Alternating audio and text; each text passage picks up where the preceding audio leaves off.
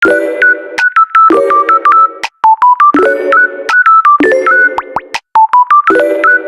beautiful! So today is irerapat ko na po itong aking ewan ko ba kung anong ID. Parang sanse din siya. Kapatid siguro ng Bonsa, kamag-anak. So baka alam niyo po ang ID. Pekenemin. Ayan. Pa-comment na lang po sa comment section. At salamat. Ayan. So irerapat ko na siya. Medyo madumi. Napili ko na ito na madumi ha.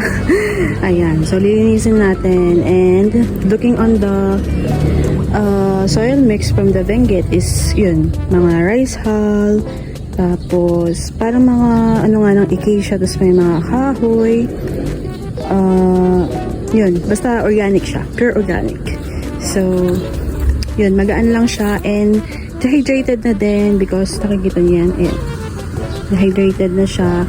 Tinahydrate ko talaga kasi nga irerepat ko na siya. Ayan, gamit lang ako ng Johnson's baby bath.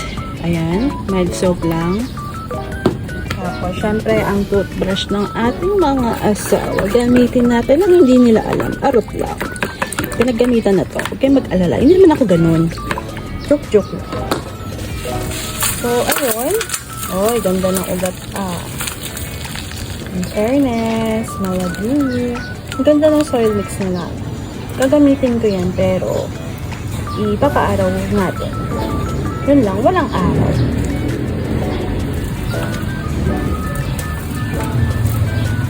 Ganda ng ugat niya. Fairness. Meron pang napulot dito.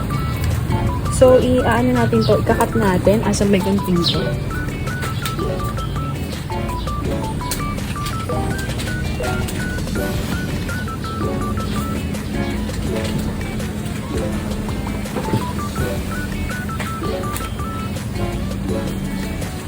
Cut natin, lalo na yung mga may hairy part.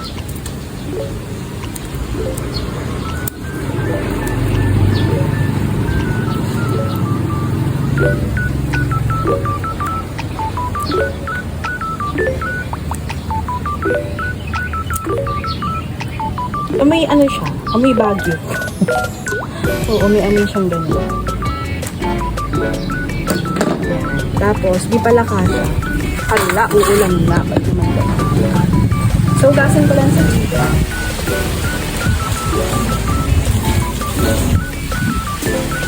Hala, uulan na. Bilisan natin.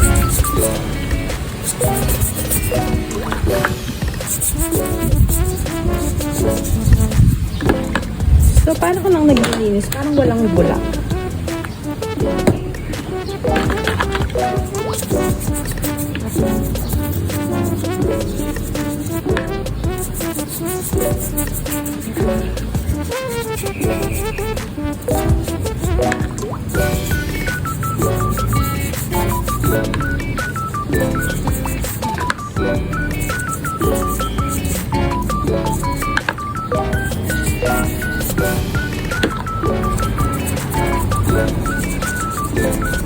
Again pa-ID naman mga D. Ulan na. Ulan na.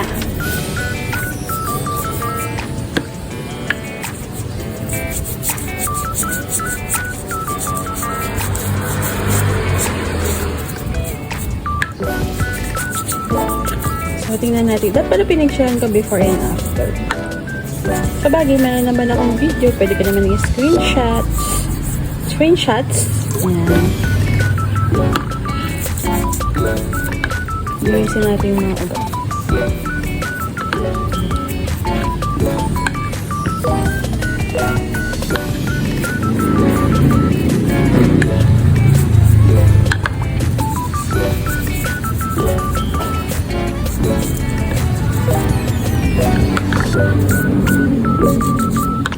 Uy, ganda ng kulay niya. Oh, ay, lumabas yung kulay niya. Ang galing. Inosente. Napaka-inosente ko naman sa part na yun. Tingnan niyo kasi, oh, nung binash natin, lumabas yung kulay niya, diba? Oh, ito brush natin, kita niyo lalabas kulay. Oh, diba? Naging orange. Hindi kaya nasaktan yung ugat. Charot. Oh, naging ganyan. Tingin ko na gasgas ng ugat. Charot. brush lang natin yan.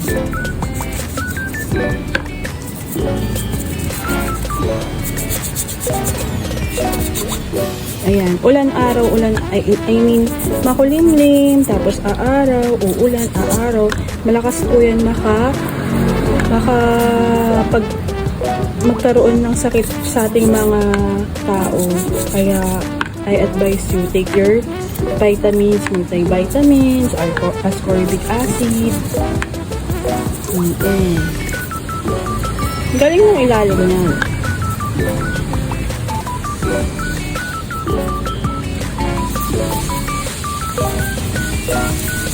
O yan, tapos na tayo. I'm done.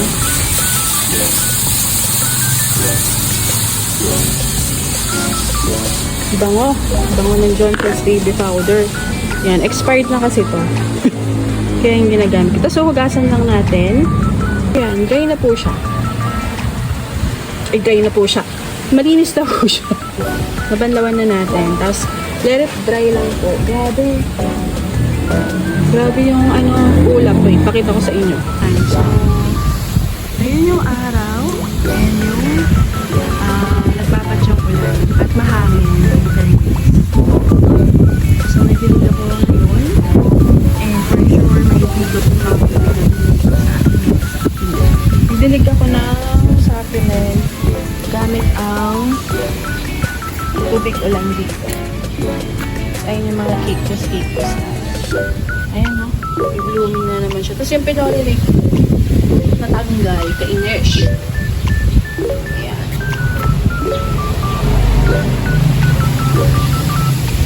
So, hintay lang natin ma-dry. Tapos tanin na natin. Tapos ang gagamitin ko po na ito. Medyo i-wet natin siya.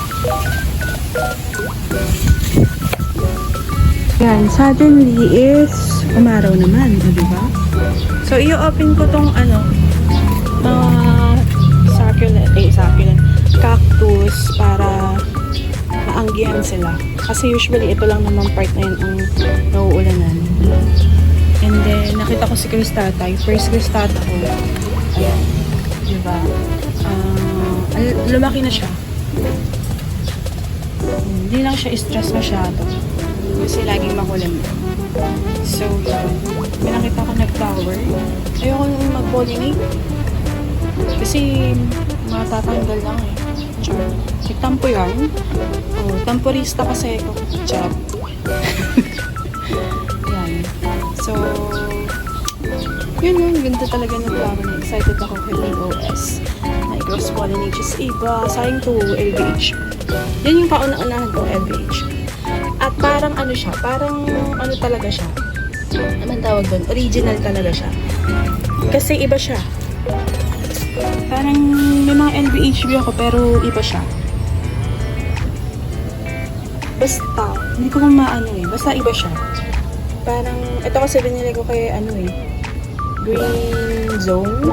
And yun, talaga siya is napupunta ng Thailand. Tapos, bumibili talaga siya ng mga plants doon. Kaya, medyo pricey. Kaya plant depot. Green Zone pala. Sorry. So, ayun, dehydrated yung iba. So, mag-ipon muna ako ng tubig ulan. Tapos, try ko magdilig later. Puro man siya, oh. Ang ganda talaga nito, oh. Malaki na, oh. Hindi yung damo, oh. Tapos, ito rin. Ang ganda niya. Ang ganda niya, oh. Parang mood nyo, di ba? Ang bilis magbago ng isip ng panahon. Bigla na naman kumilimlim. Aray ko, ano yun? Arot. Kala ko may natapakan ako. So, I start the time mag-repot. So, tingnan nyo to. Ang ganda niya. O, diba? Ang linis niya. Hindi lang talaga siya nalinis tong pinagbilhan ko. Pero, ayan. Ang kintab pa niya. O, diba? Ganun ang power ng ganyan ang power ng Johnson's Baby Bath Soap. Diba? Ayan. So, naglagay na ako ng Ban Poop fertilizer, which is one of my favorite fertilizer. Tapos, ito pong soil mix ko is yung meron tong coco peat, very organic tsaka binulok na ipa, tapos vermicast. Ayan. So, sapat naman siya dito sa pot, I think. And again, pa-ID mga biha. Ayan. So, dagdag lang tayo ng lupa. Ayan. Para pag nagdilig tayo is hindi siya lubog na lubog masyado. Ayan. So, naulanan po yung ating soil mix, which is very good kasi ang plano ko naman talaga is mag-moist ng soil. So, naulanan siya, which is good, at ulan nga yung tubig na nagbasa sa kanya. So, mas rich ang ating soil mix, diba? So, ayan. So, magpatong-patong lang tayo ng lupa hanggang sa mapulpil na niya yung gusto kong dami ng lupa sa top. So, madaling magagandang ganitong mga sensei, mura ko nga lang siya nabili. 80 pesos lang sa strawberry farm sa BSU, Orchidarium. So, ayan, ipaplakak lang natin yung lupa, dagdag lang tayo. So, kapag moist din ang soil, madali silang i-diin yung lupa kasi mas mapapatag mo siya kesa dun sa medyo hindi basa. So, it depends pa rin kung paano kayo magtanim sa inyong area. So, ako ganito talaga. So, naglagay na ako ng Osmocote. O, diba? Meron na tong vermicast, may bunny poop, may Osmocote pa. Saan ka? Paewan ko na lang kung hindi siya gumanda. Tapos, ayun. Pang pest away ang ating Starkel G. So, itong mga sunset, pwedeng inside the house, pwede naman ding outdoor or indoor, pwede siya. Ayan. So, ang napili ko ng toppings is lava rock. So, yung lava rock na nabili ko, nakabili ako ng 1 kilo yata. Pero yung pinakailalim, nakasako siya. Hindi ko alam kung 1 kilo or 5 kilos. Nakasako siya. Tapos yung pinakailalim is very powdery. Pataya yung seller. Kasi powder na yung ilalim. So, ayan. May sako-sako pa siya. Ayan. May mga pilas ng sako. Tapos, naisip ko na lagyan to ng parang mini, ano man tawag sa ganito? Parang figurine is itong babaeng ikakasal. Ayan. So, wala lang. Siya lang kasi yung nakita ko dun na una. So, kinuha ko na. So, ayun. Ayan. So, we're done sa ating pagre-repot and natawa ako kasi ang kinis at ang linis na nitong ating sunset. So, thank you for watching at everything nice at Mitch Succulent Love. I hope nag-enjoy kayo sa ating repotting session today. And see you again for another beautiful vlog tomorrow at 7 p.m. This is your nurse Pandita saying God bless po. At laging mag-ingat.